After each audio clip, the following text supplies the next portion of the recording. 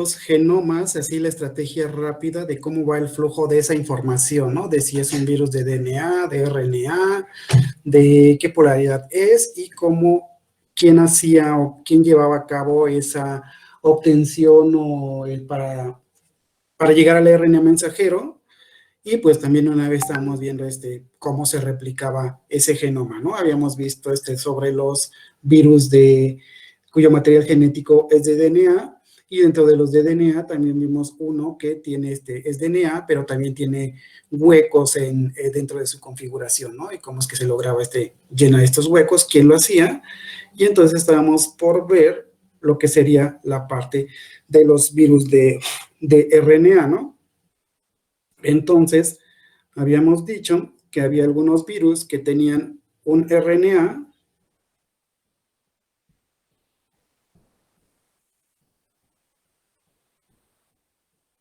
plumón, ahora sí, que tenían un genoma de RNA. Ay, se ve muy feo, pero sí se ve, ¿no? Sí.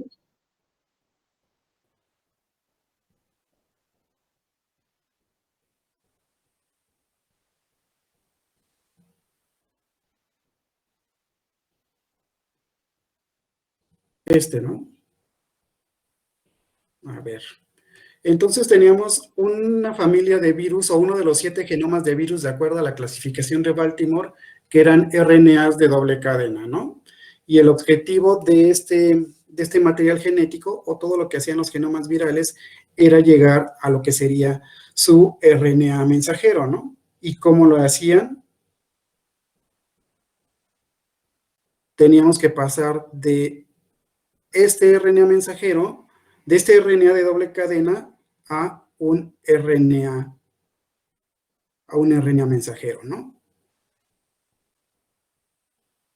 Y esto dependía de la configuración que teníamos de nuestro material genético, ¿no? ¿Se acuerdan que habíamos dicho que los RNAs, pues, o de las cadenas del ácido nucleico que tenía como genoma, pues había cadenas con polaridad positiva, cadenas con polaridad negativa, y cuando hablábamos específicamente de RNA, mencionábamos que el RNA mensajero o la cadena positiva era aquella que iba a ser leída o traducida por los ribosomas para generar esas proteínas, ¿no? Y decíamos que el RNA mensajero entonces era la cadena positiva, y la cadena complementaria a esto se iba a considerar como cadena negativa, ¿no? Entonces, si el virus tiene un RNA de doble cadena, ¿cuántos pasos le llevaría para obtener ese RNA mensajero?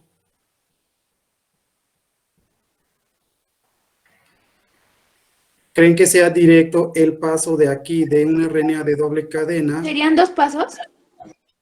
Prácticamente sería un solo paso, ¿no? Acuérdense que hay algunos virus que, dependiendo del tamaño de su genoma, pues va a ser la cantidad de enzimas, entre ellas polimerasas o RNA polimerasas, que estén codificadas, porque seguramente en la célula huésped no existen esas proteínas o esas enzimas que le van a ayudar a replicar o a generar ese RNA mensajero, ¿no?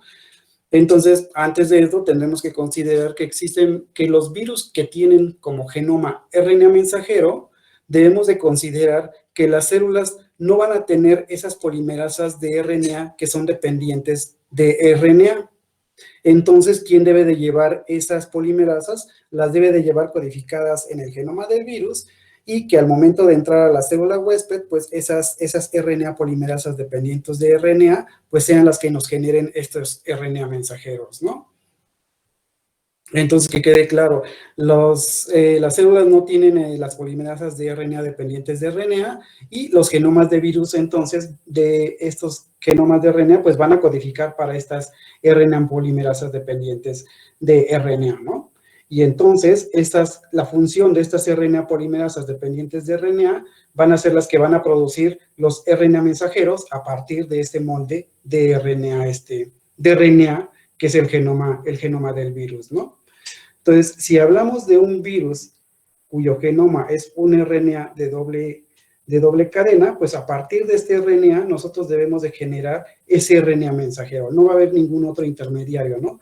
También estábamos viendo una figura donde nos decía que había virus de RNA que iban a tener como intermediario moléculas de DNA y luego iban a ir al RNA y luego llegar otra vez al RNA mensajero.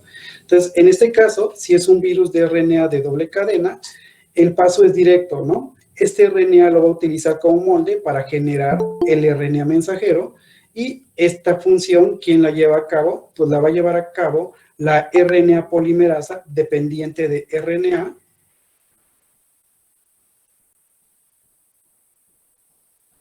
Y esta RNA polimerasa dependiente de RNA, pues ya la lleva el virus dentro de la estructura del virión como tal, ¿no? Únicamente se libera este material genético y esta RNA polimerasa comienza a actuar para generarnos el RNA mensajero, ¿no?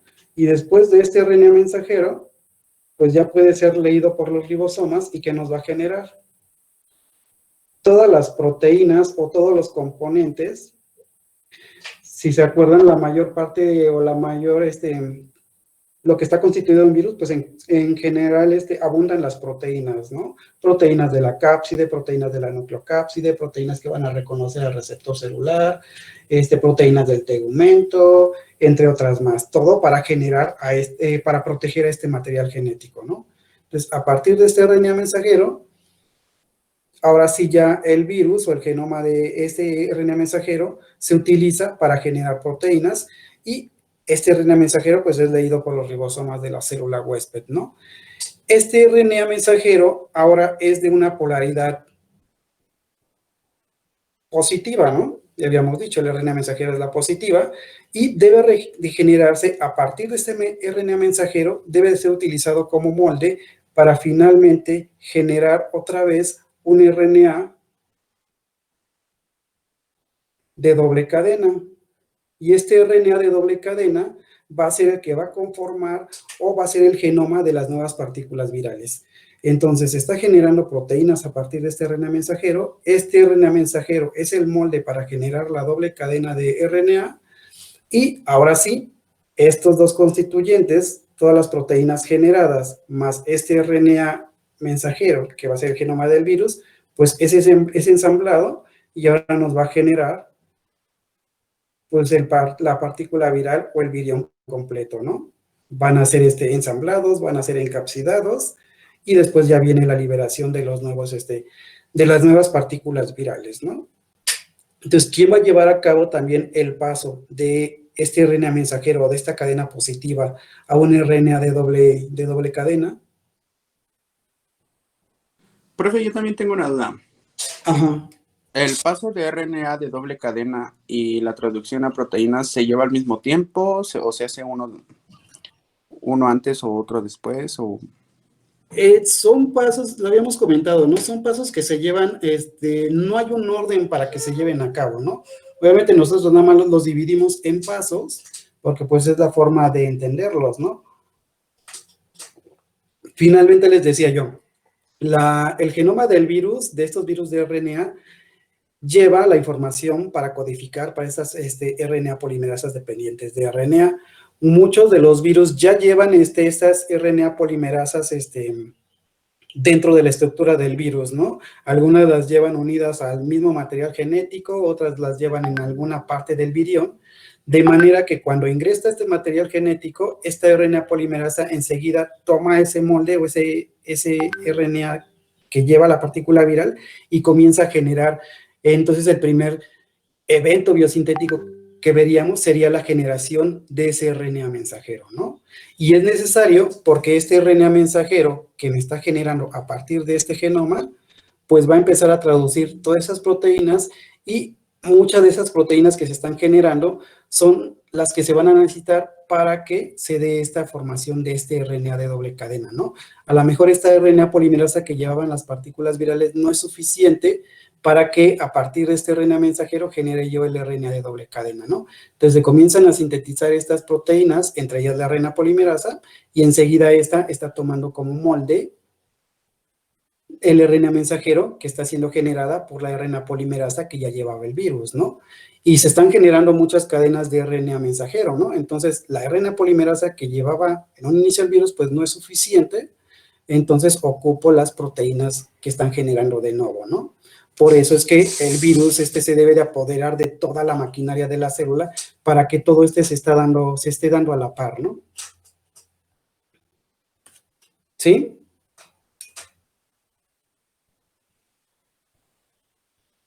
Sí, perfecto. Entonces es muy fácil, ¿no? Si el virus es de RNA de doble cadena y no tiene intermediarios, pues actúa la RNA polimerasa dependiente de RNA del virus, me genera el RNA mensajero, lo utilizo para hacer proteínas, pero también lo estoy utilizando para generar mi cadena doble de RNA que van a ser parte de las nuevas partículas virales, ¿no? Y estas se empaquetan en las proteínas de la cápside, de la nucleocápside, se empaqueta, se ensambla todo el virus y este virus ahora sí ya puede salir, ¿sale? ¿Y de quién estamos hablando cuando decimos que son virus de RNA de doble cadena? Estamos hablando del grupo 4, ¿no?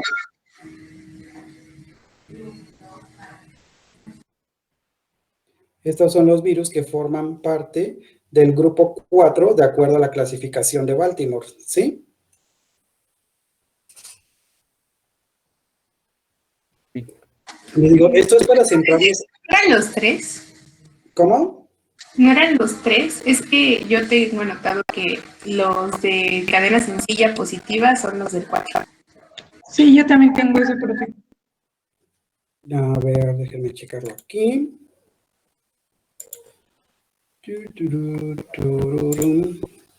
Grupo 1, grupo 2, grupo 3. Ah, ok, sí, grupo 3, aquí también lo tengo. Entonces tenemos al grupo 3, ¿no? Al grupo 3 del esquema de Baltimore son los virus que tienen un RNA de doble cadena. ¿Sale? Les digo, esto es nada más para centrarnos cómo van a ser los ciclos replicativos y se van a ver obviamente con detalle, ¿no? Cómo está generándose esas cadenas, qué es lo que toma de la célula, qué toma de los RNA mensajeros de la célula, que también luego los ocupan para quitarles estructuras como los CAPs o para tomar algunos promotores o algunos factores de iniciación de estos procesos de generación de los RNA mensajeros. ¿Sale? Y luego tengo que borrar esto porque supongo que ya no hay más espacio para usar esta pantalla.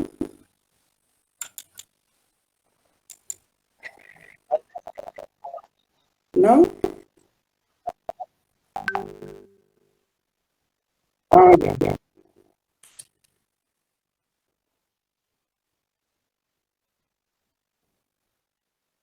Nada más necesitamos 4 ahorita. Y después vamos.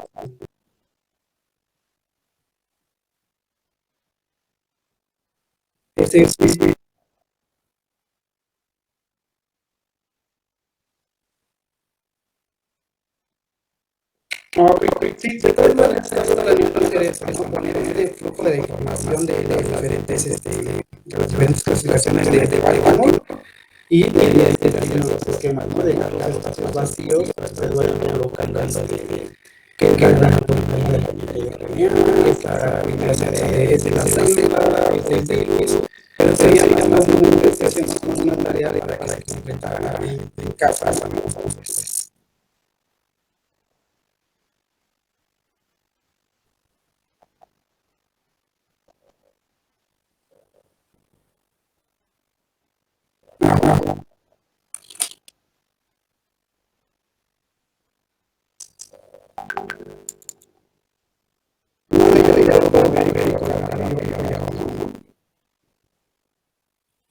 Vamos a intentar algo así.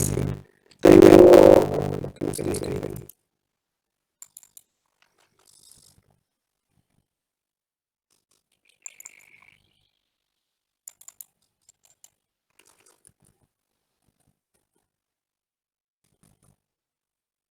Se ve, ¿no? Tengo una RNA de cadena sencilla de polaridad positiva. Y yo quiero que este RNA de cadena sencilla de polaridad positiva pues ahora pase a ser un RNA mensajero. cuáles son los pasos que tienen que pasar para llegar a el RNA mensajero. ¿Le agregaría directo? No, Tendría que hacerse para la cadena. En algunos casos, Tiene que ser el DNA de cadena sencilla y eso está fuerte, ¿no? sí pasa en algunos casos, pero la mayoría de los virus que tienen un RNA de polaridad positiva de cadena sencilla, pues prácticamente este RNA ya puede ser leído por los ribosomas y generar el RNA mensajero. La mayoría de las familias de virus que tienen RNA de cadena sencilla de polaridad positiva, por ejemplo, los poliovirus, los calicivirus, los coronavirus, los flavivirus, como el dengue, el zika, el chikungunya, o algunos retrovirus, ya prácticamente este RNA, retrovirus, virus, este RNA mensajero de cadena sencilla de polaridad positiva, ya lo pasan directamente a lo que sería el RNA mensajero. No necesitan el paso extra, ¿no? Entonces, a partir de este RNA de cadena positiva, de cadena sencilla, pues yo llego al paso de generar mi RNA mensajero, ¿no? Y a partir entonces de este RNA mensajero, pues yo genero ahora sí mi RNA, mis proteínas, ¿no?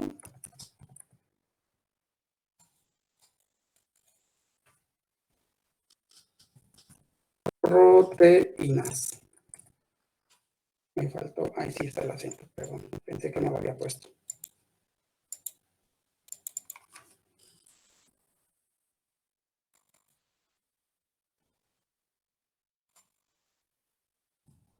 Siempre le tengo que dar doble clic para que escriba el cuadrito, ¿sí, verdad? Entonces tengo un RNA de cadena sencilla de polaridad positiva que la célula huésped o los ribosomas ya lo consideran como el RNA mensajero y entonces puedo generar las proteínas que van a formar parte del virus. Y entonces, este RNA mensajero, pues yo lo considero para generar ahora lo que sería una cadena de qué tipo. Primero genero un RNA de cadena negativa y este RNA de cadena negativa, ahora sí yo lo voy a utilizar para generar un RNA de qué polaridad, si ya va a formar parte de las nuevas partículas virales, pues voy a generar un RNA de polaridad positiva, ¿no?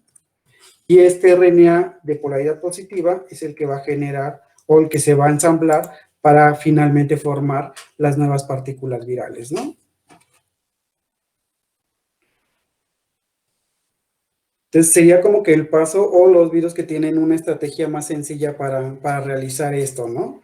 RNA positivo, cadena sencilla, lo considero como el RNA mensajero, genero proteínas y este RNA mensajero ahora lo utilizo como molde para generar un RNA de cadena negativa y este RNA de cadena negativa ahora yo lo utilizo como molde para generar mi RNA de polaridad positiva que ya va a ser ensamblado junto con las proteínas para generar la nueva partícula viral. Entonces de aquí pasamos acá, de aquí pasamos acá y todo esto es ensamblado para generar a nuestra nueva partícula viral, a nuestro virión. ¿Vale? ¿Y de qué grupo entonces estamos hablando que sigue esta estrategia de replicación? 4. Ahora sí del 4. Del grupo 4, ¿no? Y así los vamos a ir viendo, pero a detalle, ¿no? Ya con esquemas de las proteínas, de las rutas que se siguen, qué es lo que está pasando en cada uno de estos pasos, ¿no? Y por qué se está generando cada uno de estos materiales genéticos. Si ahora yo lo que tengo es un RNA de cadena sencilla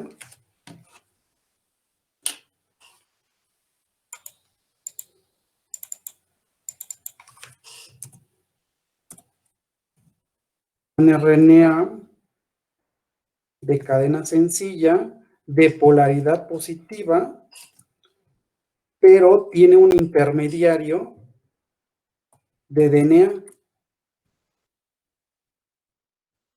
¿Cómo voy a llegar o cómo voy a generar entonces yo mi material, mi RNA mensajero, ¿no? ¿Qué tendría que hacer el virus o qué tendría que llevar el virus para poder generar esto? Aparte de la RNA polimerasa dependiente de RNA, pues estoy haciendo una estrategia alterna, ¿no? Estoy llevando a cabo otra cosa. En los otros pasaba yo directamente de RNA a RNA, ya sea de positiva a negativa o de negativa a positiva, pero aquí dice que tengo un intermediario de RNA, ¿no? Ahora voy de un RNA primero, debo de irme a un DNA. ¿Quién llevaría a cabo eso? ¿O se acuerdan de qué enzima es la que hace esta conversión de los RNAs a un DNA? La retrotranscriptasa. Exactamente, ahora necesitamos de ocupar de una proteína retrotranscriptasa o nuestra proteína RT, ¿no? ¿Y quiénes son los virus que han escuchado que tienen estas proteínas retrotranscriptasas o RTs o transcriptasas reversas? ¿O con qué otro nombre lo conocen? ¿Los parvovirus? Los retrovirus, ¿no? Como HIV, por ejemplo, ¿no? Ese sería el ejemplo clave. Entonces, a partir de este RNA de polaridad positiva, la retrotranscriptasa lo va a utilizar como molde para ahora generarme un DNA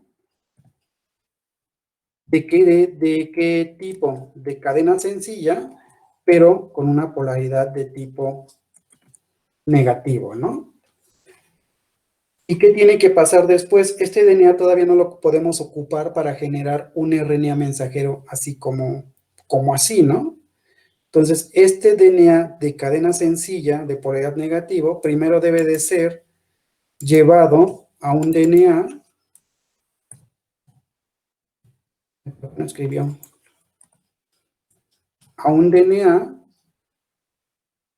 de doble cadena. ¿Y quién va a llevar a cabo la conversión de este DNA de cadena negativa a un DNA de doble cadena? Una DNA polimerasa dependiente de DNA. ¿Creen que sí sea ella?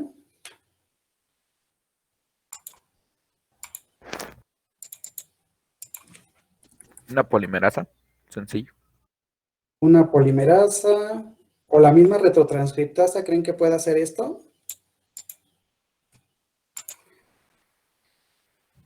Sí, ¿no? Es lo que generalmente hacen, ¿no? Les digo, el ejemplo más clásico es utilizar como modelo virus, HIV, ¿no? Tengo mi DNA, mi RNA sencillo.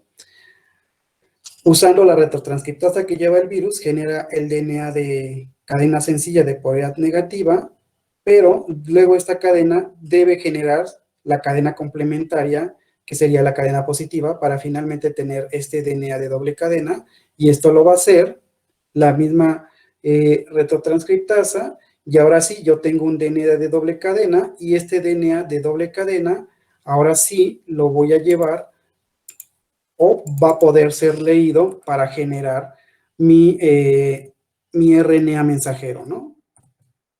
¿Y quién me va a convertir este DNA de doble cadena a un RNA mensajero?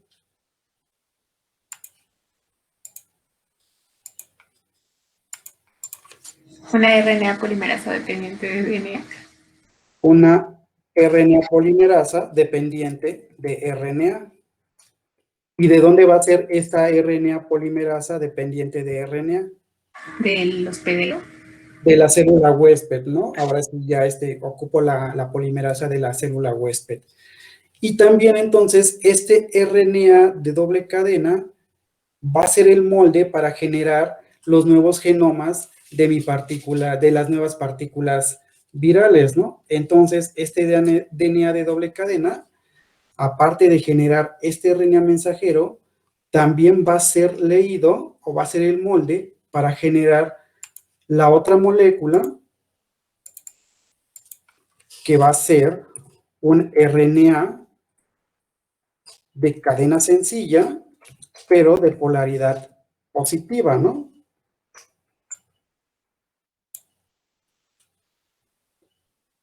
Y luego este RNA de polaridad positiva de cadena sencilla, pues ya va a formar parte de los nuevos viriones, ¿no?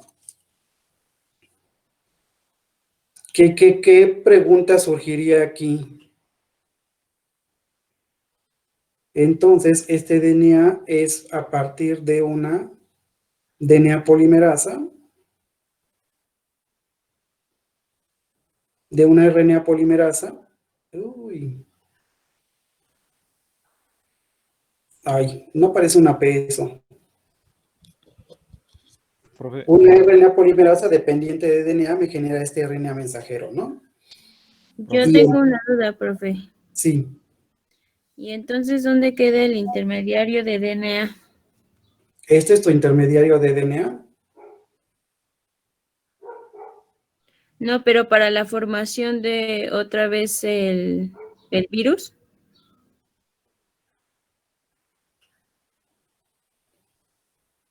Estás utilizando tu DNA de doble cadena y este lo utilizas como molde para generar el RNA de polaridad positiva, ¿no? Y este RNA es el que va a ser ensamblado o el que va a ser ensamblado con las proteínas que se estén generando a partir de este RNA mensajero, ¿no? Entonces generas aquí tus proteínas, vamos a ponerle nada más. ¡Ah! ¿Qué pasó? profe, disculpe, Ajá. ¿por qué no mejor escribe igual eso con la herramienta de texto y las flechas nada más así con el cursor? Sí, ¿verdad? Es más fácil. Por Esto ejemplo, se ahí ensambla. donde está escribiendo virus, pues ya nada Ajá. más cambia la herramienta de la T que está a la izquierda, por Ah, decir ok. algo. Bueno, primero vamos a terminar con, creo que era Evelyn, ¿sí? Sí.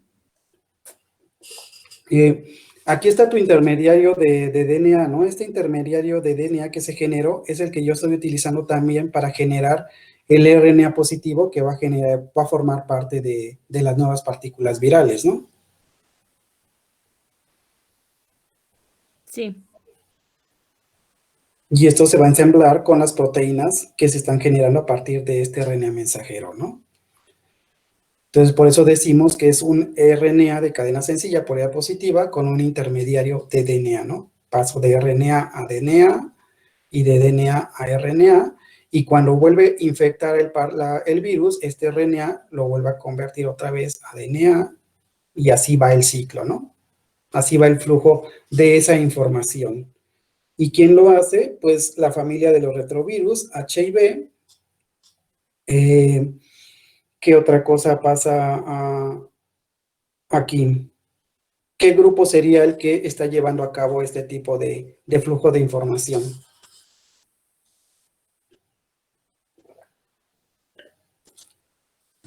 El 6.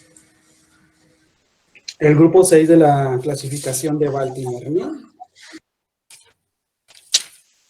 Y así vamos generando este flujo. Les digo, todo esto se viene en otros esquemas, ya sin necesidad de hacer esto, de cómo va surgiendo, ¿no? De por qué se va generando todo esto. Entonces, si ahora nosotros tenemos un genoma de RNA, tenemos un RNA de cadena sencilla, pero de polaridad negativa, ¿cómo llegamos entonces a un RNA mensajero?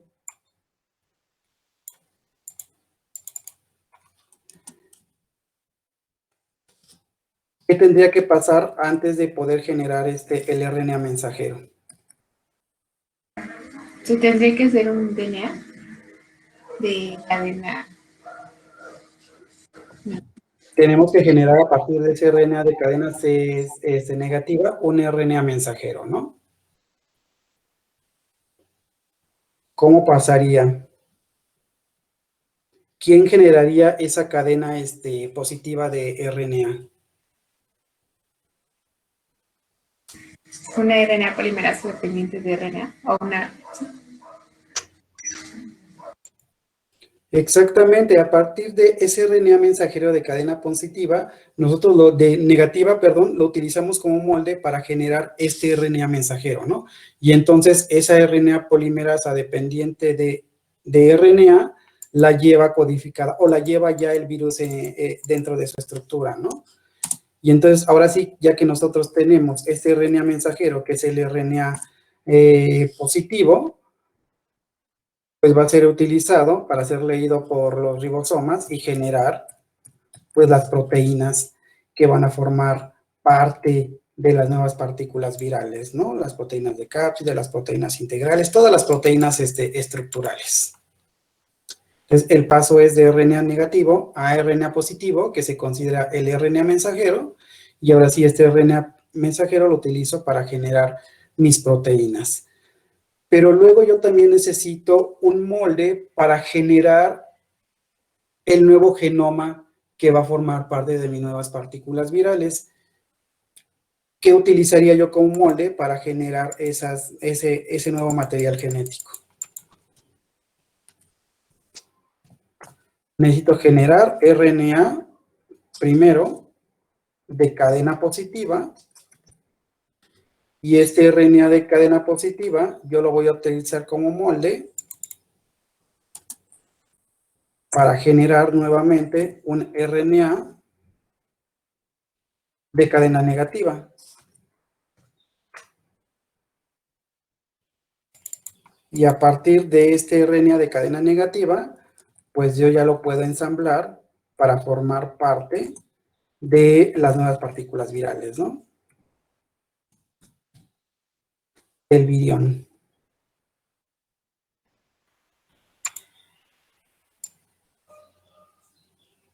¿Qué creen que utilice como molde para generar esta parte?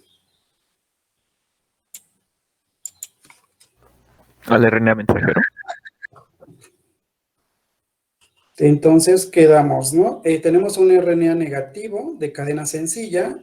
Este va a ser ocupado o va a ser leído por mejor escrito para que se vea mejor.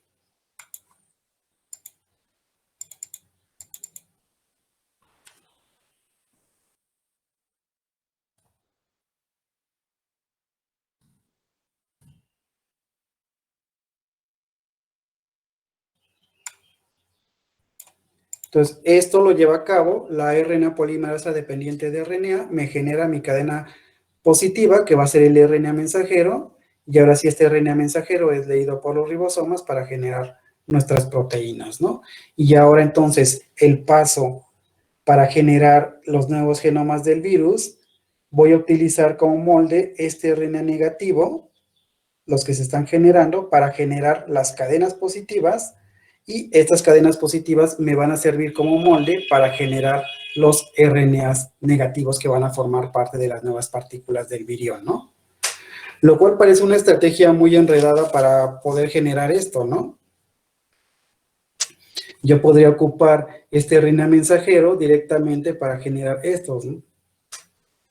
Sin embargo, se espera el virus para que se genere este RNA mensajero, se generan muchos, y también lo utilizo para generar nuevos RNAs negativos. Y eso lo vamos a ver a detalle cuando hablemos del ciclo replicativo del virus de influenza, ¿no? ¿Y de qué grupo estamos hablando entonces cuando hablamos de un RNA de cadena sencilla de polaridad negativa?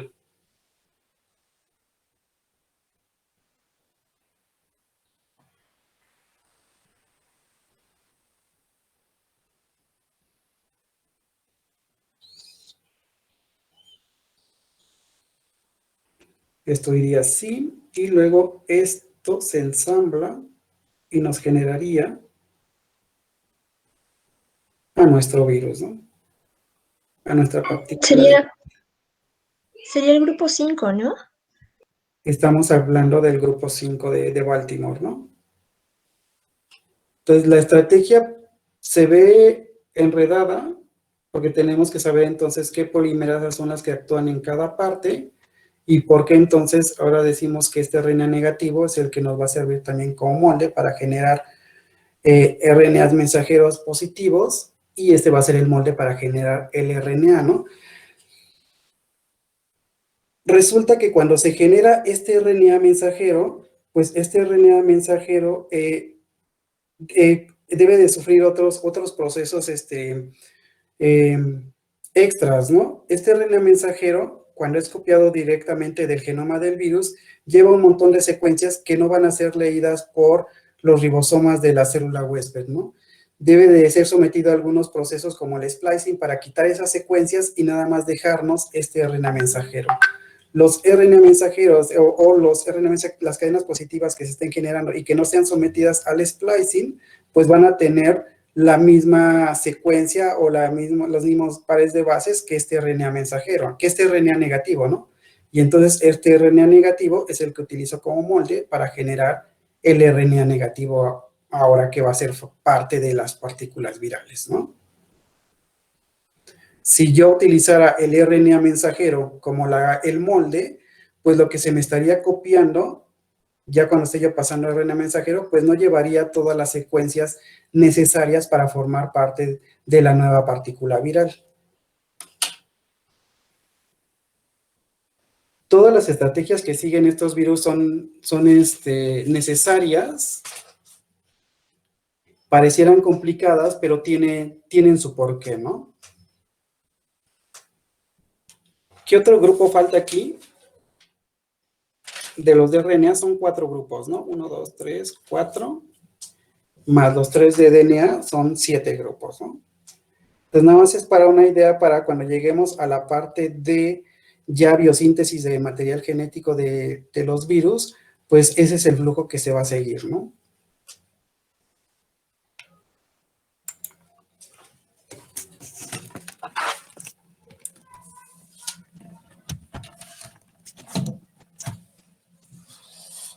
A ver, dejen. Luego, ¿cómo se deja de compartir esta pantalla? Así igual en la... Aquí, ¿verdad?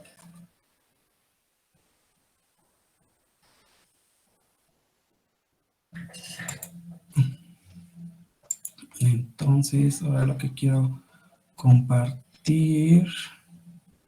¿Dónde está? Está aquí.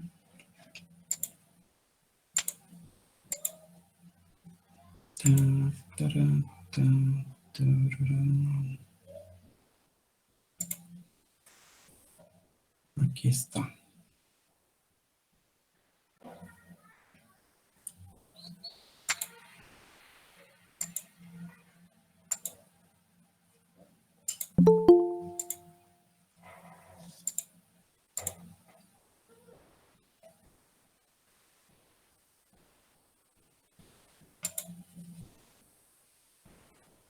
¿Se ve la pantalla ahora sí? Es así como están clasificados estos grupos de Baltimore, ¿no? Grupo 1, grupo 2, grupo 3, 4, 5, 6 y 7, ¿no? Y cada grupo, pues, tiene una configuración o un tipo de material genético, ya sea RNA o DNA. Y aquí viene, por ejemplo, en el esquema, pues, el grupo 1 es un DNA de doble cadena de DNA, y esta cadena doble de DNA inmediatamente es leída para generar por las polimerasas de la célula huésped para generar el RNA mensajero, y este RNA mensajero ahora sí es leído a proteínas, ¿no? Y así vienen las diferentes estrategias. Si es, por ejemplo, un RNA positivo, pues primero este RNA positivo debe ser llevado a una cadena doble de RNA a través de la transcriptasa reversa, y una vez que ya tengo este DNA de doble cadena, pues este DNA de doble cadena es insertado, por ejemplo, en los retroviros, pues es insertado al genoma de la célula huésped, y ahora sí por las RNA polimerasas de la célula huésped, pues se genera el RNA mensajero, ¿no? Y así con cada uno de los grupos de Baltimore, pues se va siguiendo esta estrategia, ¿no? Es una forma como más completa de verlo, ¿no? En esta imagen están clasificados de otra forma. utilizando el esquema de Baltimore, pero ahora dividiendo los virus en DNA, en virus de DNA, en virus de RNA y en virus que deben de llevar la transcriptasa reversa, ¿no? Y los virus que llevan la retrotranscriptasa reversa son aquellos virus que van a tener como intermediarios este RNA y que necesitan esta retrotranscriptasa para generar este DNA, o en el caso de los que tienen huecos también se necesitan este tipo de estrategias, ¿no? En los de RNA, pues tenemos los RNA positivos de cadena sencilla, los negativos de cadena negativa y los RNAs de doble cadena, ¿no? Y cuál es la estrategia o cómo llegarían a este RNA mensajero, ¿no? A partir de por ejemplo, de estos virus de RNA de doble cadena, pues este genoma es leído por una RNA polimerasa dependiente de RNA para generar este RNA mensajero. Y el chiste es saber de dónde viene esta RNA polimerasa, ¿no? Lo mismo pasa con los negativos.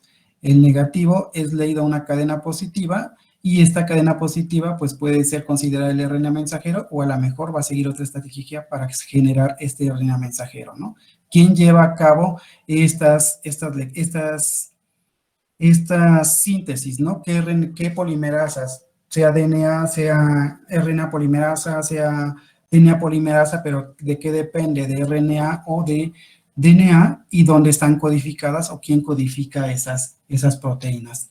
Entonces, este esquema lo que estoy haciendo es modificarlo para que vaya de un lado o a otro y con los espacios vacíos para que se coloquen cuál es la DNA polimerasa o la RNA polimerasa y de quién depende, ¿no? Para llegar al material, al RNA mensajero y después llegar a las proteínas en el caso de la expresión de esas proteínas, de las proteínas estructurales del virus, y luego otro apartado donde para que se vea la replicación de cada uno de estos materiales genéticos, ¿no? ¿Quién va a llevar a cabo la replicación para que genere yo otra vez este RNA positivo o este DNA doble o este DNA de cadena sencilla, ¿no?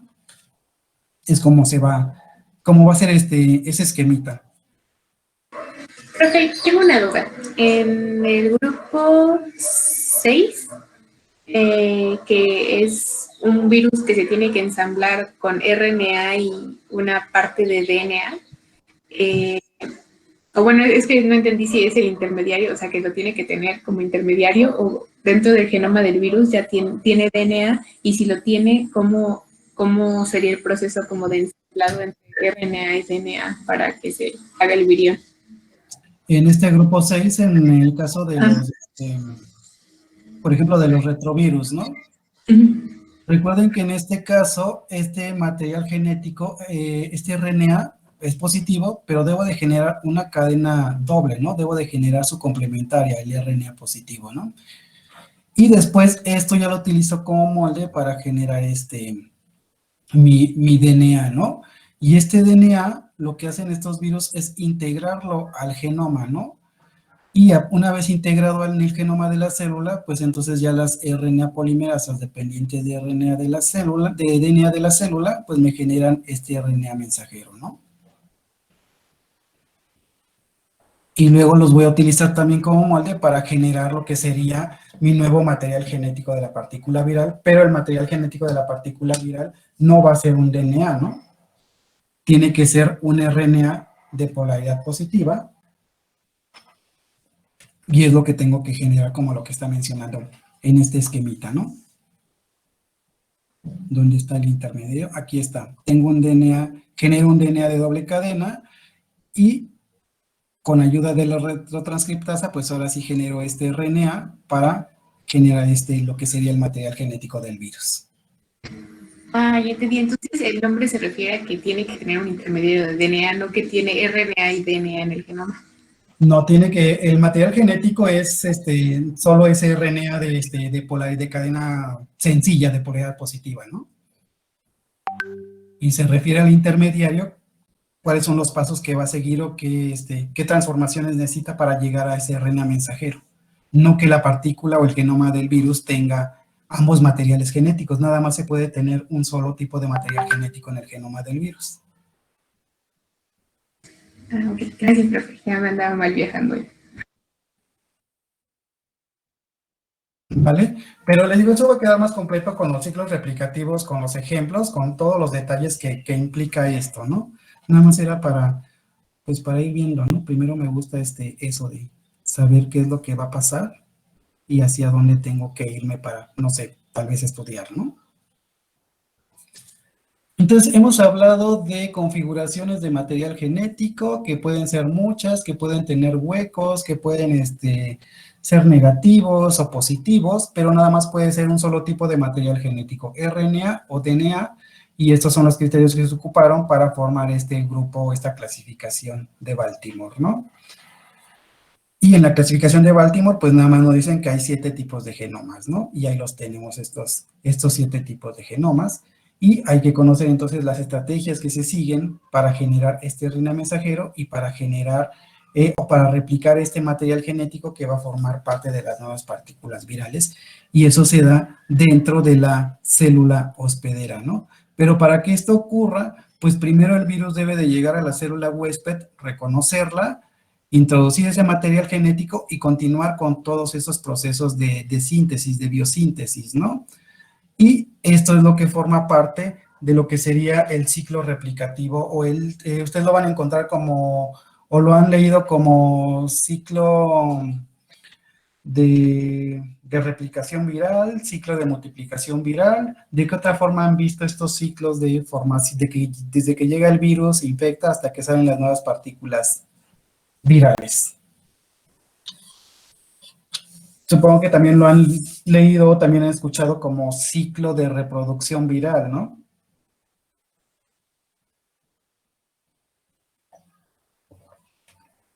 Ciclo infeccioso, ¿de qué otra forma? Ciclo viral a secas, así. Ciclo viral, tal cual, pero nosotros lo vamos a leer o lo vamos a interpretar siempre, vamos a hablar de ciclo de multiplicación viral, ¿no? ¿Cuál es el objetivo de un virus? Pues seguirse propagando, ¿no? Y para propagarse, pues necesita multiplicar tanto su genoma como cada uno de los componentes, cada una de esas proteínas estructurales, para que se ensamblen y entonces ahora sí ya se generen nuevas partículas virales, ¿no? Entonces, por eso creo que el término adecuado es decir ciclo de multiplicación viral. ¿Vale? Pero pues hay que saber también qué tipo de células pueden soportar esta replicación viral o qué es lo que se requiere para que una célula pueda soportar esta multiplicación de los virus, ¿no? Una vez que están ahí con el huésped adecuado. Y hay unos términos que debo de conocer, ¿no? Esto de sensibilidad y de susceptibilidad. Yo hablo de que una célula va a ser sensible o va a ser susceptible cuando tiene o presenta los receptores que son funcionales para el virus, ¿no?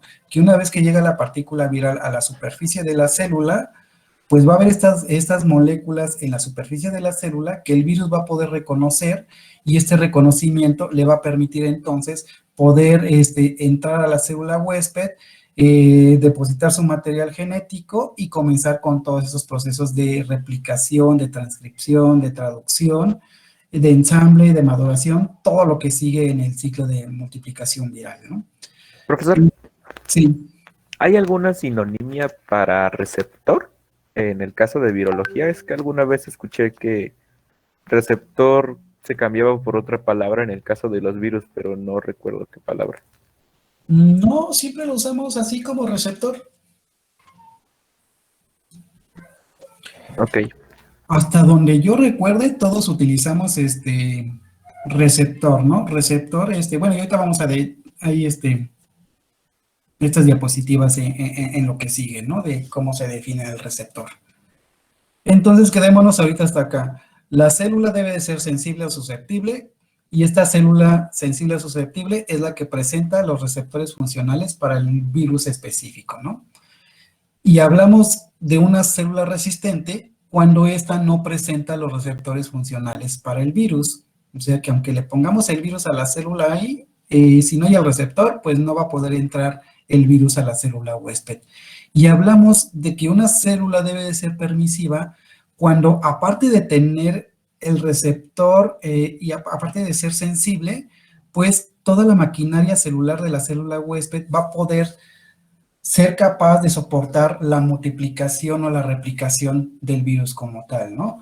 Y entonces yo puedo decir que un ciclo replicativo viral se va a llevar a cabo en una célula hospedera, pero esta célula hospedera debe de ser susceptible y permisiva para el virus, ¿no? Que tenga yo los receptores, pero que también la maquinaria celular pues me permita que se multiplique o se replique mi virus.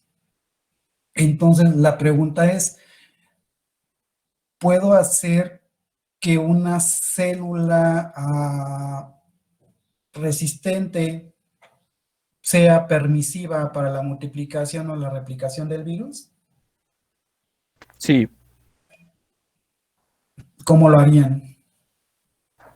pues yo usaría un cultivo más viejo donde la célula ya esté, pues, con algunas funciones no tan frescas, por así decirlo. No sé cómo explicarlo, pero usaría un cultivo viejo.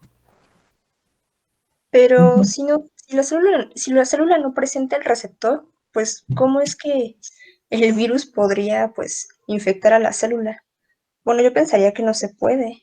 Esa es la pregunta. ¿Creen que aunque una célula no tenga el receptor, sea una célula resistente? Porque la definición de resistente es nada más que no presenta los receptores para que el virus reconozca la célula huésped. ¿Puede Pero- haber receptores con alguna homología al que es necesario para el virus? También, pero quitemos ese factor. No existe un factor, un receptor ahorita homólogo. Quedémonos con que no hay no hay receptores en la superficie de la célula huésped, pero yo estoy ahí, ¿cómo se dice? ¿Cómo es la palabra? No quiero usar esa tecnología. Yo estoy montado en mi macho de que sí se puede replicar el material genético en la célula huésped, aunque no tenga los receptores. ¿Cómo lo harían? Pues solamente que el virus tenga la capacidad de llegar e insertar su genoma, así como que de inyectarlo. No sé. Esa es la palabra clave, ¿no? ¿Han escuchado de todas estas técnicas como la biobalística y todo eso? ¿Qué es lo que haría yo con una célula que no tiene receptores?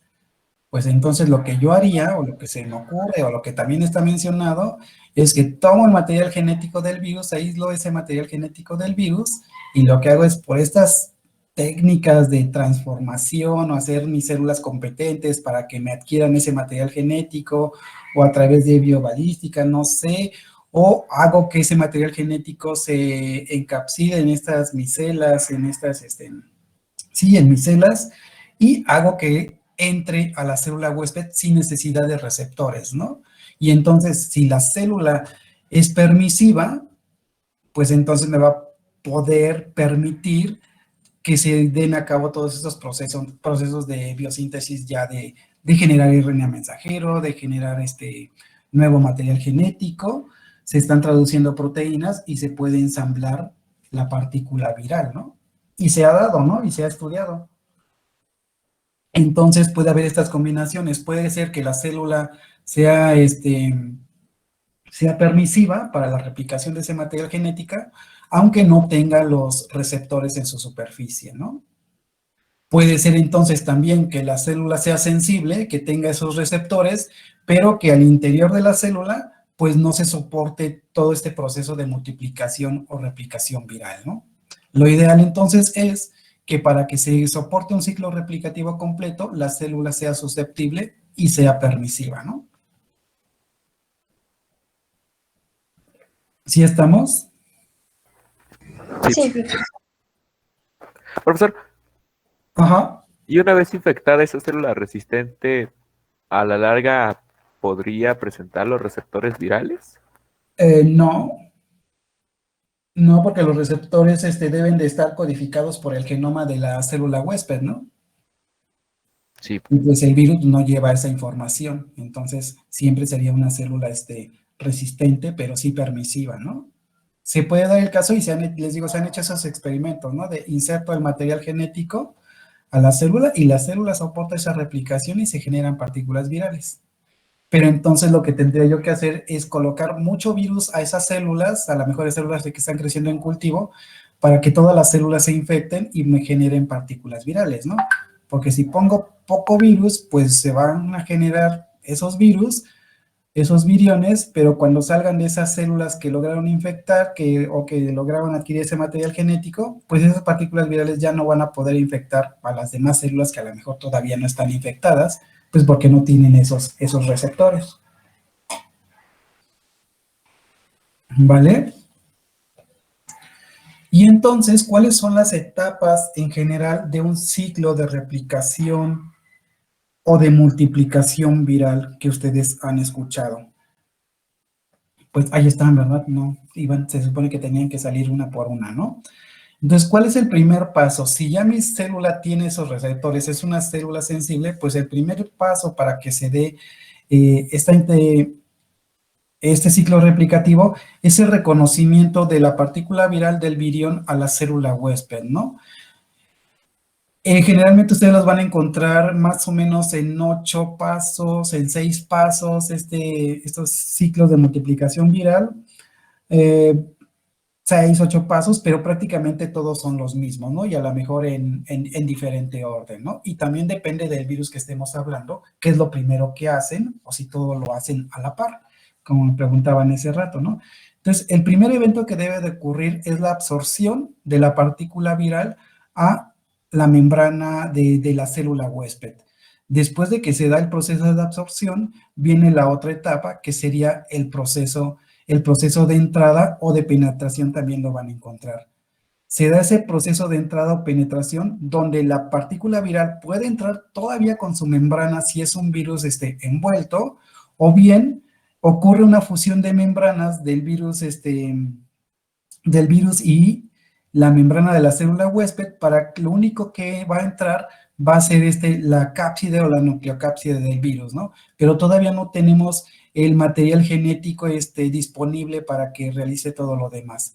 Y entonces viene otra etapa, que es la etapa de desnudamiento, ¿no? Donde ahora sí ya se libera ese material genético, y ese material genético puede ser que dentro del citoplasma sea llevado a generar a traducción de proteínas, o bien este material genético tiene que ir al núcleo, y ahí en el núcleo pues se debe dar todos esos procesos de generación de RNA mensajero, y ahora sí este RNA mensajero sale al citoplasma de la célula huésped para que sea leído por los ribosomas, ¿no? Y ya que se generaron todas estas proteínas y todo este material genético, pues ahora sí todo se puede ensamblar, y algunos virus no están listos todavía, unas partículas virales todavía no están listas para salir de la célula huésped. Deben de sufrir un proceso de maduración, ¿no? Y esos procesos de maduración seguramente son algunas modificaciones post-traduccionales que deben de servir, deben de tener algunas de las proteínas para que sean completamente funcionales, ¿no? Y una vez que se da esta maduración, pues ahora sí ya la partícula viral puede ser liberada y ya tengo viriones, que estas partículas virales infectivas, ¿no? O puede ser, por ejemplo, en el caso de los virus de HIV, que se da todo el ensamblaje al interior, pero una vez, y salen, ¿no? Salen de la célula huésped, pero esas partículas virales, esos viriones de HIV todavía no son maduros, ¿no? Dentro de la partícula viral, pues también se generaron proteínas que fueron encapsidadas, y esas proteínas tienen actividad proteolítica, actividad de procesamiento de las proteínas que van a formar parte del virus, ¿no? Y ya con el virus fuera, esas proteínas actúan, modifican las proteínas que están ahí adentro, y ahora sí yo tengo una partícula de virus de madura, ¿no? Entonces, de manera general, tengo una absorción o entrada, un desnudamiento, una expresión de ese RNA mensajero, ese material genético, la replicación, que es la generación de las nuevas, de los nuevos genomas, y cuando ya tengo todo esto, la expresión de proteínas, el nuevo material genético, pues viene el proceso de ensamble, y ya que se ensambló, pues viene el proceso de maduración, y una vez que están maduras las partículas virales, pues pueden ser liberadas, ya sea por exocitosis o por lisis de la célula huésped, ¿no? Y ahora sí tengo nuevas partículas virales que van a poder infectar a nuevas células, a nuevos huéspedes, ¿no? Ya está protegido mi material genético. Ese es de manera general este ciclo de multiplicación. Pero no es tan fácil, ¿no? Me preguntaban que qué etapa se da primero, si primero la generación del RNA mensajero, o si primero se da la generación de del nuevo genoma viral o etc., realmente no está bien definido, porque todos los procesos pueden ocurrir a la par y depende entonces de las proteínas que lleve la nueva partícula, el virus, ¿no? Una vez que reconoce al receptor. Por ejemplo, ahí vimos 8 pasos para generar de un ciclo replicativo, ¿no? Si hablamos, por ejemplo, de los virus de influenza, estos virus de influenza que tienen un material genético de RNA negativo segmentado, son 8 segmentos, primero tiene que reconocer al receptor celular en la célula huésped. Y una vez que reconoce al receptor en la célula huésped, el virus va a poder entrar o va a poder penetrar a través de un proceso de endocitosis, ¿no? Se genera esta endocitosis, lo que se está generando es un endosoma, y en este endosoma, que está formado por la membrana de la célula huésped, pues va dentro el virus, ¿no? El virus de influenza es un virus envuelto. Dentro de este endosoma, ahora este endosoma es transportado a través de todo el citoplasma de la célula, pero en ese proceso de ir siendo transportado en el citoplasma de la célula, este endosoma se va acidificando, ¿no? En un inicio generamos un endosoma, se dice un endosoma temprano. Cuando se va acercando al núcleo de la célula, pues este endosoma se va acidificando, ¿no?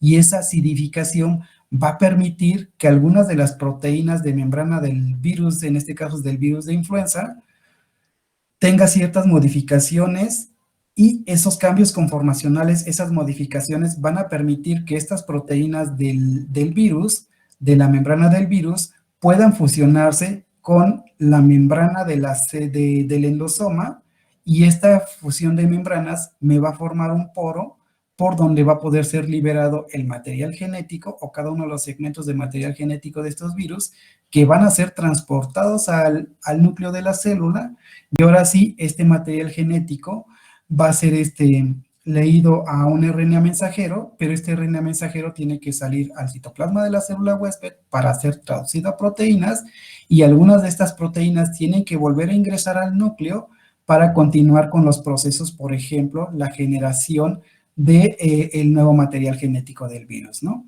Se protege este material genético del virus, y ahora sí sale este material genético del virus al citoplasma y es transportado a la parte de la membrana de la célula huésped, donde seguramente ya están integradas o esperando algunas de las proteínas que van a formar parte de la estructura de este virus, ¿no?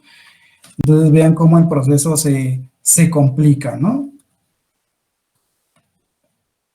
¿Y cómo se da este reconocimiento? Se da esta unión de receptor celular, por ejemplo, ustedes están viendo aquí la partícula de virus de influenza, y a partir de la proteína hemaglutinina, pues es la proteína que va a ser utilizada por el virus para reconocer el receptor celular, ¿no? Y el receptor celular para los virus de influenza son terminaciones de ácido ciálico, ácido galactosiálico específicamente.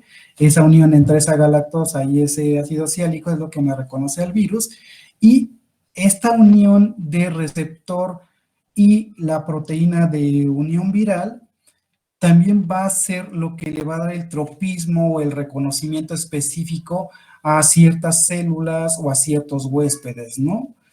No es si se acuerdan, no es algo que se dé así al azar, ¿no? Deben de tener esas células, entonces los receptores, ser células susceptibles, y no todas las células son susceptibles, ¿no? Va a depender del órgano, va a depender de la especie, y por eso es que nosotros podemos hablar de virus que son específicos para humanos, para aves, para pollos o para alguna otra especie que se les ocurra, ¿no? Pero también debemos de saber que existen otros procesos, ¿no? Lo que les mencionaba. Se forma este endosoma, y en este endosoma van a ocurrir una serie de cambios conformacionales, por ejemplo, el de la proteína hemaglutinina, que tiene una conformación homotrimérica, es decir, son 3 de estas estructuras que están viendo aquí en esta representación de listones. Se genera un pH en este endosoma, y esta proteína hemaglutinina sufre un cambio conformacional, y el cambio conformacional lo que logra es que se dispare una estructura dentro de esta proteína llamada péptido de fusión, y esta estructura de la proteína se inserta en la membrana de la célula del endosoma para poder fusionarlas y ahora sí poder liberar el material genético, ¿no? Y eso es lo que vamos a hablar a detalle con cada una de las familias virales, ¿no? ¿Qué es lo que ocurre para generar o para liberar ese material genético? Entonces, así a grandes rasgos, en la primera etapa de la multiplicación viral pues, es la etapa 1, ¿no? Y la etapa 1, ¿qué dijimos que era? El reconocimiento de la célula huésped, del virus a la célula huésped, ¿cómo se llamaba? Absorción. Sí, absorción viral, ¿no? O adhesión viral, ¿no? Que sería la unión de esa partícula viral a la superficie de la célula huésped. Después de que se daba este reconocimiento, esta absorción, venía un paso 2, y el paso 2, ¿cuál sería? La entrada. La entrada del virus a la célula huésped, y una vez que se da la entrada del virus a la célula huésped, pues viene, digamos, una etapa 3, que sería la liberación de ese material genético que a lo mejor va a ser ocupado ahí en el citoplasma o que tiene que ser transportado al núcleo, sería nuestra etapa 3, y nuestra etapa 3, entonces, ¿cuál sería? Desnudamiento.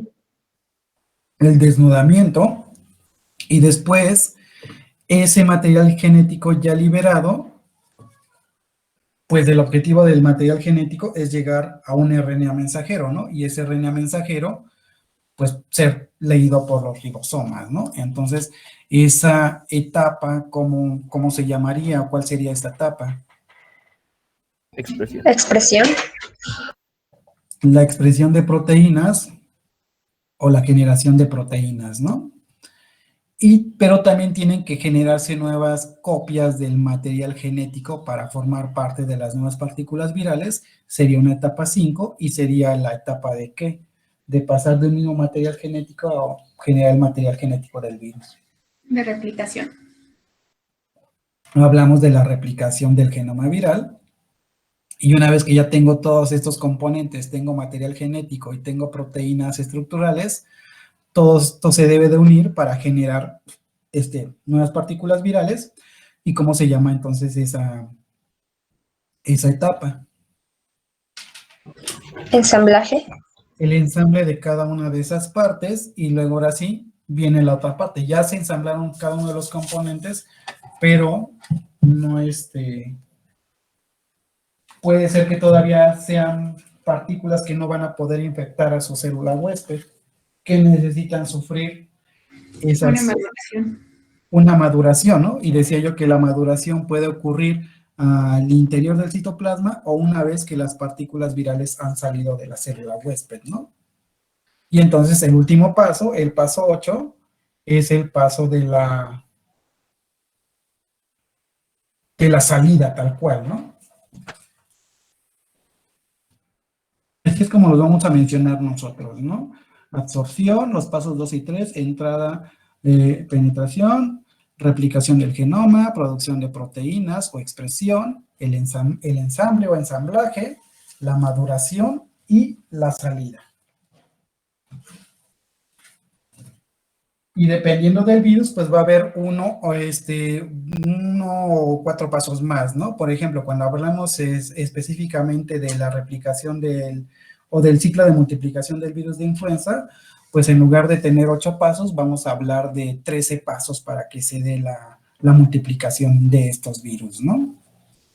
Por todo lo que implica el regreso, el no regreso al citoplasma, al núcleo, la interacción de ciertas proteínas, etc., ¿no? Entonces, la primera etapa de este ciclo de multiplicación es la absorción o attachment, como lo van a encontrar generalmente, ¿no?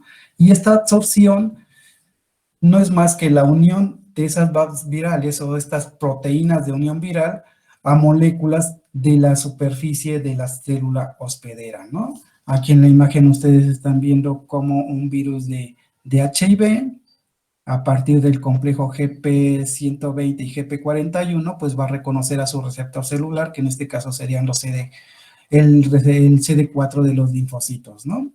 Y tiene otros correceptores, y ahorita vamos a ver a qué se refiere correceptores, ¿no? Entonces, primer paso, absorción, unión de esas VAPs virales a moléculas de la superficie de la célula hospedera, y este reconocimiento, esta unión puede ser a factores, o tiene que ser a factores de adhesión o de unión y al receptor propiamente, al receptor celular, ¿no? Hay diferencia entre factores de adhesión o de unión y lo que sería un receptor celular, ¿no?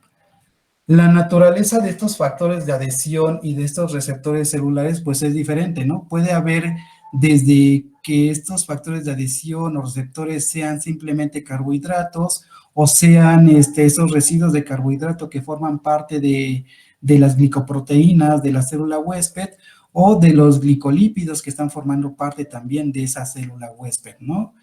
Y hay una gran variedad, ¿no?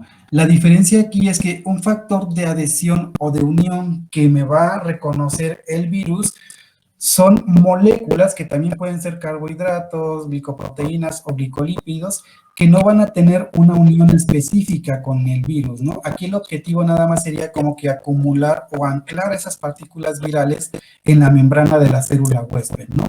Hacer que los virus no escapen o no se muevan tanto, que una vez que se entra en contacto con la membrana de la célula huésped, pues quede como que medio unido, ¿no? Pero eso no va a implicar que el virus ya pueda entrar a la célula huésped. Para eso, una vez que el virus está en la superficie de la célula huésped, como ya se unió a esa membrana por estas moléculas no específicas, pues entonces le va a ser más fácil poder interactuar con lo que sería su receptor celular, ¿no? Y entonces el receptor celular sí ya es específico para cada virus, ¿no? Aunque algunos virus comparten ciertos receptores y no es que esos receptores ya estén ahí en la célula huésped esperando por el virus, ¿no? Sería... pues no sería una estrategia muy inteligente de la célula, ¿no? Tengo este receptor y este receptor es para que el virus de influenza, el virus de HIV, el virus del dengue me infecten, ¿no? Esos receptores finalmente dentro de en la membrana de la célula huésped pues tienen otras funciones que están implicadas que van en varias de las vías de señalización de la célula, ¿no? Y que los virus aprovechan para poder ingresar a la célula huésped. ¿Vale?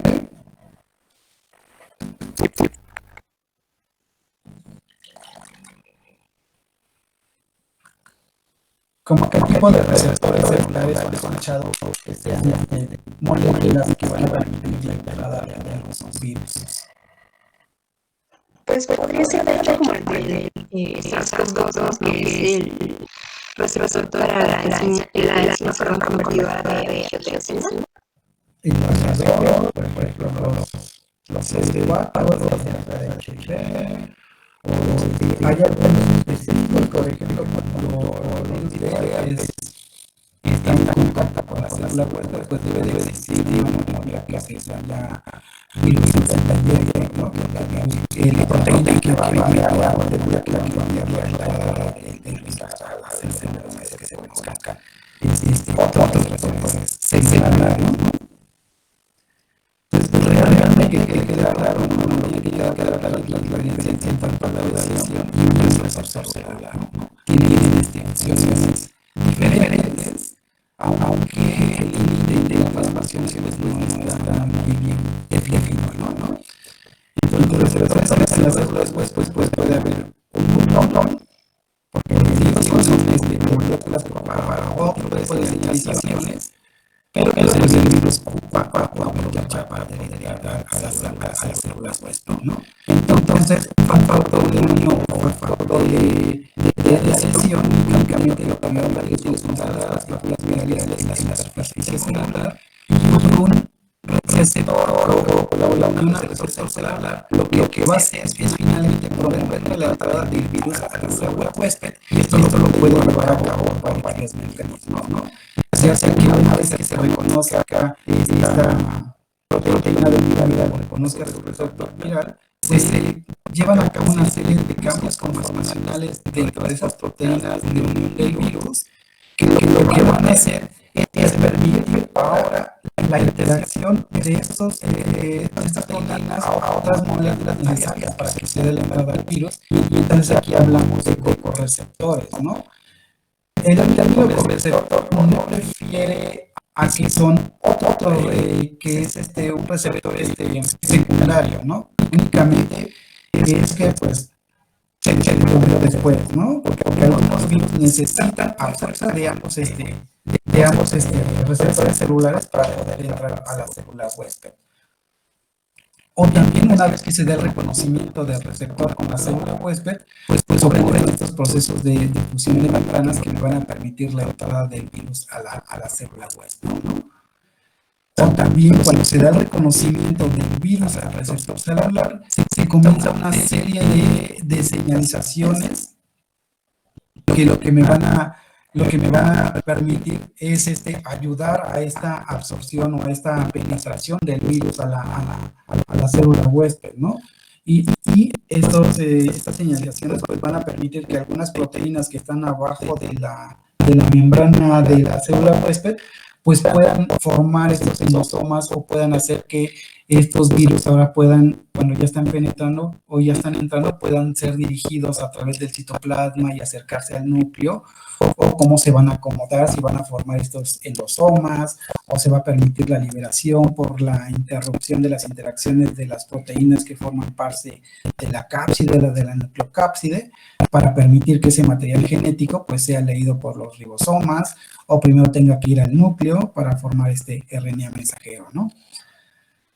Y también lo que ocurre cuando se da esta interacción es que las partículas virales pues puedan ser conducidas, ¿no? A través de la formación de estos endosomas, ¿no? Entonces, el reconocimiento al receptor celular lo que nos va a generar es esta amplitud de huésped, este tropismo celular, y también incluso tiene que ver con la patogénesis del virus que está infectando a la célula huésped, ¿no? ¿A qué se refiere entonces amplitud de huésped, tropismo celular y patogénesis viral? Que eso no sería ahorita. ¿Pero a qué le suena amplitud de huésped y tropismo celular?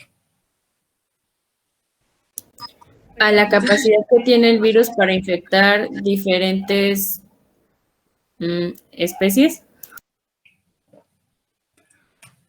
Si la proteína de unión viral o la que va a reconocer al receptor celular,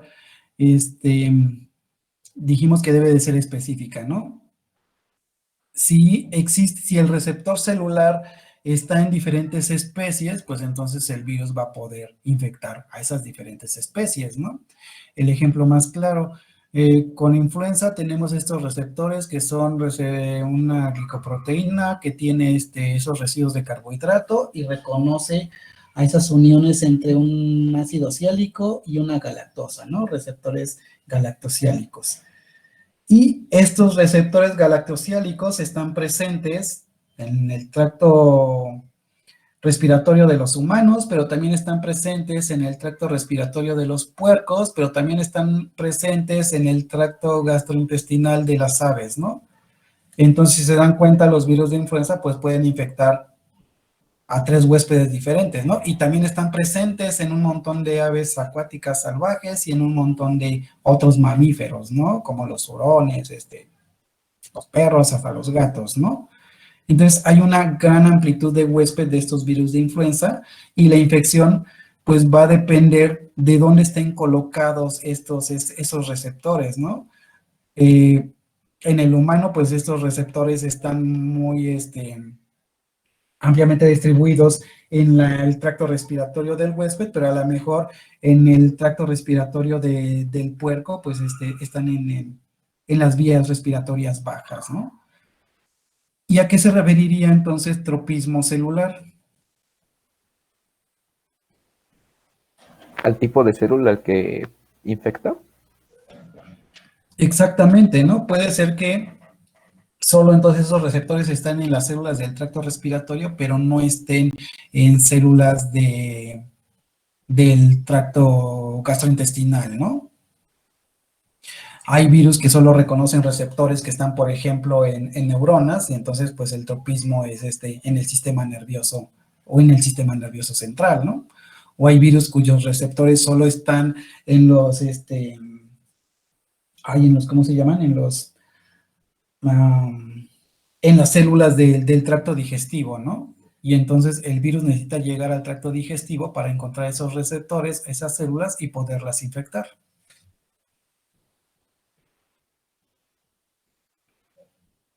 ¿Vale? Ok, Sí. profesor, una pregunta. Entonces, para el caso de las células resistentes, digamos que el virus solamente se estaría uniendo a los factores de adhesión y se quedaría así, unido en la superficie de la célula. Ajá, puede pasar eso, ¿no? El virus no tiene los receptores, pero debe de tener como el proceso de la absorción es un proceso inespecífico, es decir, que únicamente con que haya esas proteínas, por ejemplo, tipo lectinas, a las cuales pueden unirse las proteínas o componentes de la partícula viral, pero no van a permitir la entrada del virus a la célula huésped, ¿no? Necesito de ese receptor. Entonces, una célula resistente puede tener esos factores de adhesión, pero no tiene los receptores celulares. Ok, gracias. Se puede quedar nada más ahí acumulado, ¿no? Ok.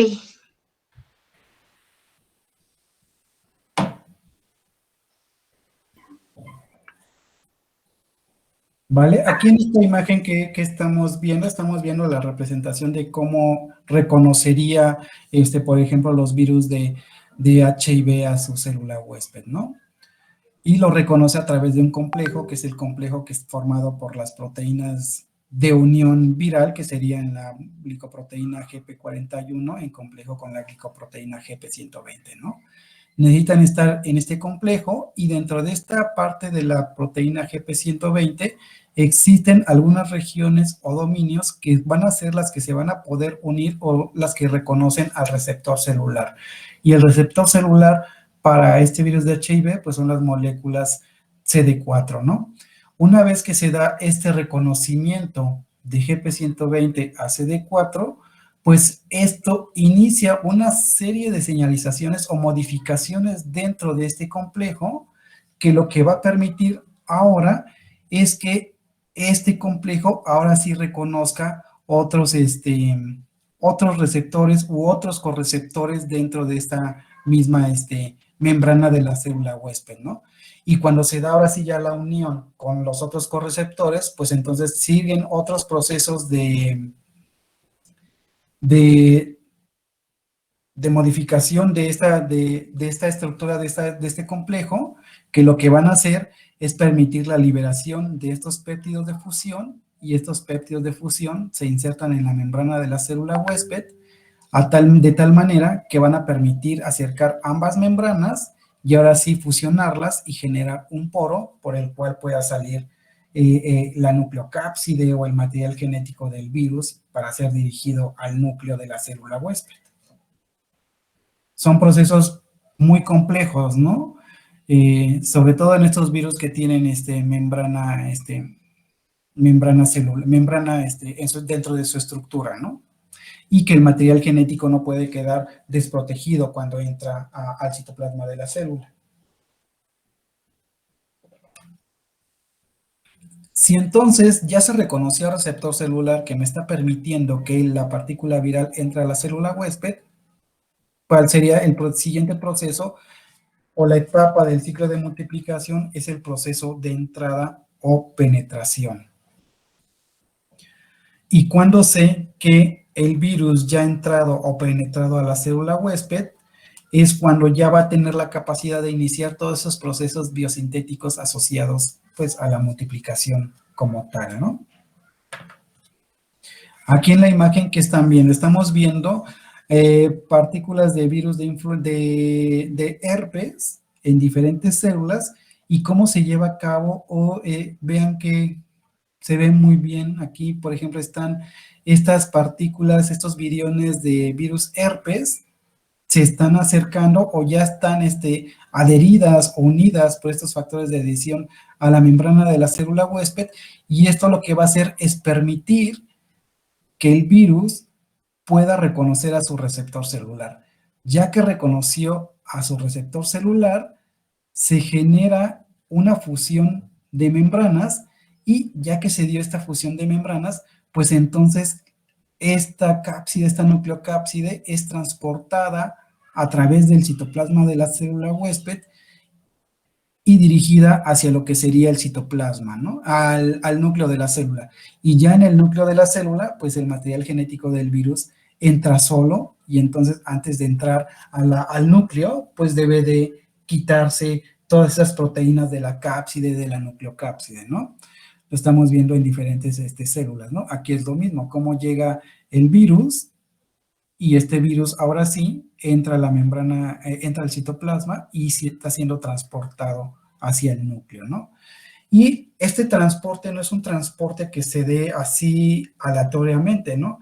¿Qué estructura de la célula huésped creen que ayude a que se dé todo este transporte de esa nucleocápside o de esa cápside del virus herpes hacia el núcleo? ¿La membrana?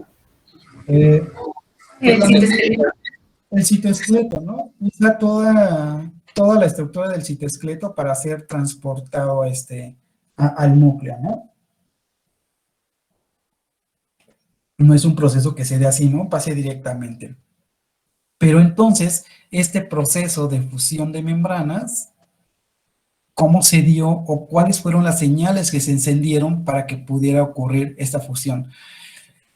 Ya mencionamos que para que se dé esto, pues tiene que haber reconocimiento del receptor con la célula, con la proteína de unión viral, pero ¿qué señales se despiertan o se encienden dentro de la célula huésped para que se pueda dar esta fusión, ¿no? No es únicamente que se dé la fusión entre las dos membranas, ¿no? Algo debe de ocurrir al interior. O si en lugar de esta fusión directa para que entre el virus, pues se genere, como en el ejemplo de influenza, se genere un endosoma, ¿no? ¿Qué es lo que está ocurriendo para que se genere este endosoma? Y este endosoma pueda viajar en el citoplasma para llegar al núcleo y después ya ocurra la fusión de ambas membranas para liberar el material genético. ¿Qué es lo que estará ocurriendo ahí? Pues supongo que cambios conformacionales en las proteínas una vez que se adhieren, ¿no? Pero más proteínas, ¿de quién? ¿Del virus? Finalmente los cambios conformacionales que se dan en las proteínas del virus son lo que me va a permitir esa fusión o esa liberación de material genético. Entonces, aquí lo que está interviniendo o las proteínas que tienen actividad aquí son proteínas que forman parte de la célula huésped, ¿no? Y que es lo que me va a permitir ese transporte de la nucleocápside del material genético al núcleo o que se quede en alguna posición del citoplasma específica para que comiencen todos los demás procesos.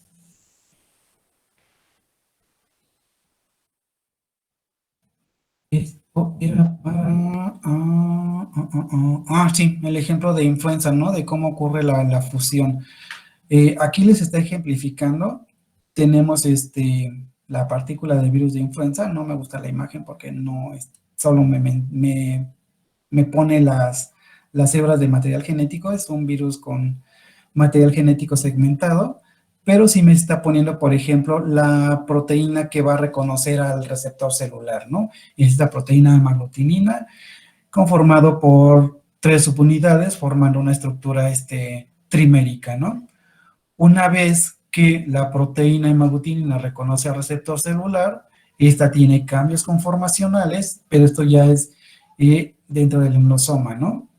Tiene estos cambios conformacionales y el cambio conformacional implica que se libera una estructura llamada péptido de fusión y este péptido de fusión lo que hace es acercar a ambas membranas, la del endosoma y la del virus, se fusionan las membranas, se genera un poro y ahora sí se libera el material genético del virus a la célula huésped y este material genético es guiado hacia la membrana de la célula huésped, ¿no? Hacia el citoplasma, hacia el núcleo de la célula huésped para continuar los demás procesos, ¿no?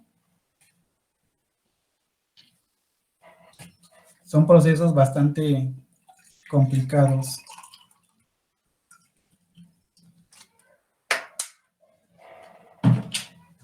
¿vale? O sea que este virus literalmente lo que hace es que abre la membrana y se mete a la fuerza. No, no se mete a la fuerza. Se genera el endosoma y ya que se generó el endosoma, ahora sí ya puede fusionarlos porque necesita un pH ácido para generar el poro y ahora sí liberar el material genético. No lo libera desde que reconoce al receptor celular. Tiene que formarse ese endosoma y ese endosoma pues está formado por la membrana de la célula huésped y ya al interior de ese endosoma pues ocurre la fusión con la membrana propia del virus para generar el poro y liberar el material genético. Lo único que provocó el reconocimiento entre el receptor y la proteína de unión viral fue el acercamiento de las membranas, y ese acercamiento de las membranas logró que se fusionaran estas membranas y entonces se genera el poro y ahora sí se libera todo el material genético del virus al citoplasma y es transportador así al núcleo. Ok, gracias, profesor. Entonces, con esto se justifica que la unión de cada uno de los componentes de los viriones o de las partículas de virus, pues sea una unión que no es covalente, ¿no? Por eso el término de ensamblaje, ¿no? Únicamente se está uniendo cada uno de los componentes, porque cuando se da todo esto, hay cambios de energía, para que ahora esas estructuras de virión que son metaestables, pues estas uniones puedan ser disrumpidas por todos estos cambios conformacionales, por esta energía, por estos pHs ácidos, alcalinos, o neutros, o incluso hasta temperaturas u otras proteínas dentro de la célula, pues se interrumpan y permitan la liberación del material genético. ¿Vale? Pero entonces falta ver cómo se da este proceso de penetración o entrada, ¿no? Si el proceso es mediado por clatrina, si es independiente de clatrina, si se da por pignocitosis, si se da por ahí se me fue el nombre. Si se da por formación de endosomas, o si la liberación del material genético ocurre luego que se da la fusión de las membranas y por qué se da este proceso. Y una vez que terminamos con este proceso, pues ahora sí empieza el proceso de desnudamiento de ese material genético, qué mecanismos se ocupan para ese desnudamiento, y ahora sí empezar con el proceso propio de la replicación, de la transcripción y la producción de proteínas virales. ¿Vale? Ok. Y ahorita quería comentarles otra situación que está ocurriendo en la escuela. No sé si ya han escuchado o ya tienen alguna idea de lo que pasa. Respecto a lo de la UNAM, ¿no? ¿Verdad? ¿O sí? Pues es parecido a eso. Quedamos ¿Qué tal? entre los profesores al menos debido en comunicarles, empezarles a comunicar qué es lo que estaba pasando. De los Porque eso interinatos, ¿no? ajá, involucra a todos, ¿no? Y afecta a todos, a nosotros y también a ustedes, ¿no? Y no sé si sepan cómo es el proceso de que ustedes tengan profesores para sus clases, ¿no? Entonces es más o menos lo que yo quería comentarles es cómo se da ese proceso de manera rápida, ¿no? Más ahorita que me dieron esa presidencia, bonito momento. ¿Qué es lo que pasa? Desde un semestre anterior, hagan de cuenta, el semestre anterior fue ¿de qué periodo? Fue de agosto a diciembre, ¿no? Supongamos, de septiembre a enero. Entonces, más o menos a la mitad del semestre anterior, la jefatura de departamento a nosotros nos pide que armemos una estructura académica. Es decir, cuántos profesores va a haber para el siguiente semestre que van a dar clase, pues al grupo, ¿no? Y dentro de ellos, pues van los profesores de teoría y los profesores que van a estar ustedes frente al laboratorio, ¿no? Y ustedes saben que al menos en biológicas, pues hay siempre, generalmente, 4 profesores de laboratorio, ¿no? Para dividirlos en secciones y que haya 2 profesores en en cada laboratorio, ¿no? Y esto se hace también por seguridad, ¿no? Pues si pasa algo, pues siempre hay 2 profesores, uno puede solucionar o ver cómo se soluciona el problema y otro profesor sigue con ustedes en el laboratorio, ¿no? Entonces se nos pide esa estructura y nosotros decimos, pues en tal grupo va a haber tales profesores, como son poquitos de base y los de base justifican que nada más pueden dar ciertas horas frente al grupo. Por ejemplo, si eres un profesor de tiempo completo, pero también perteneces al SNI y tienes alumnos de posgrado, pues se te deja con que de 6 horas frente al grupo es suficiente, ¿no? Algunos profesores dan más horas frente al grupo y eso es porque pues no hay más profesores que den la clase en esos grupos, ¿no?